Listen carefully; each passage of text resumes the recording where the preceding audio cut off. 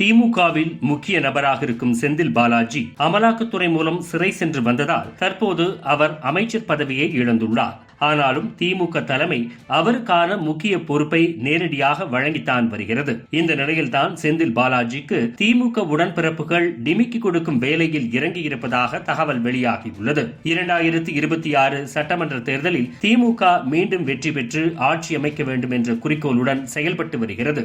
அதன்படி அதிமுகவின் கட்டுப்பாட்டிலும் பாஜகவின் வளர்ச்சியிலும் உள்ள கொங்கு பகுதியில் திமுகவுக்கு ஷாக்கை கொடுத்துள்ளதாம். வரும் சட்டமன்ற தேர்தலில் செந்தில் பாலாஜியே கொங்கு மண்டல பொறுப்பாளராக நியமிக்கப்பட்டுள்ளார். கோவை, கரூர் ஆகிய மாவட்டங்கள் முழுவதையும் தனது கண்ட்ரோலில் வைத்திருக்கிறார் செந்தில் பாலாஜி. இந்த நிலையில் இந்த முறை திருப்பூர், ஈரோடு என ஒட்டுமொத்த கொங்கு மண்டலமும் இவரது கையில் தான் உள்ளது. நடந்து முடிந்த நாடாளுமன்ற தேர்தலில் கூட செந்தில் பாலாஜி சிறையில் இருந்து கொண்டே திருப்பூர், ஈரோடு, கோவை என கொங்கு பகுதி மூலம் தனது ஆதரவாளர்களை வேட்பாளராக தேர்வு செய்து சிறையில் இருந்து அவர்களுக்கு வேலையை பார்த்து வெற்றி பெற வைத்தார் என்ற பேச்சு எழுந்தது.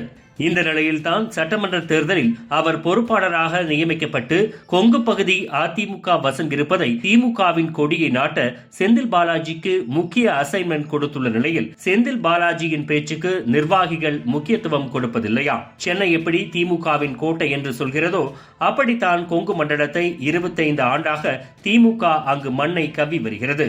இந்த முறை அதிமுக பாஜகவுடன் கூட்டணி அமைத்து அந்த பகுதியில் வலுவாகவே உள்ளது. இதனை தகர்க்க வேண்டும் என்ற நோக்கத்தில் செந்தில் பாலாஜி கொங்கு பகுதி முழுவதும் ரகசிய சர்வே எடுத்துள்ளாராம். அதில் இந்த முறையும் கோவை கையை விட்டு போகும் நிலைமை அந்த சர்வே முடிவில் வந்தது. இதையடுத்து கோவையில் சாட்டையை சுழற்றி உள்ளார் செந்தில் பாலாஜி. கோவை தெற்கு, வடக்கு, மாநகர் என 3 தொகுதிகளிலும் அடுத்தடுத்து மீட்டிங் வைத்து அதிரடி காட்டியுள்ளார்.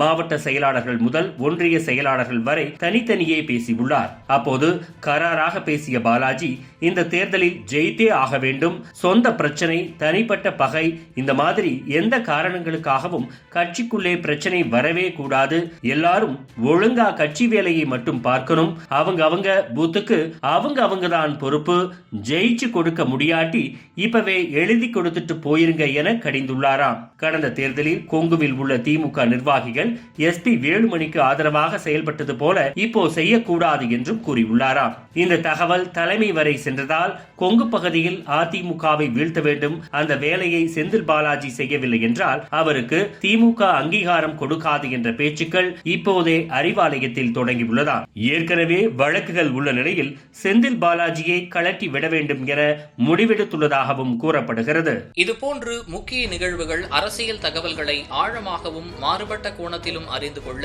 மறக்காமல் உங்கள் IND தமிழ் 24x7 பக்கத்தை பின்பற்றிக் கொள்ளவும். உங்கள் ஒவ்வொரு ஆதரவும் இதுபோன்று பல நிகழ்வுகளின் பின்னணியை அறிய உதவும்.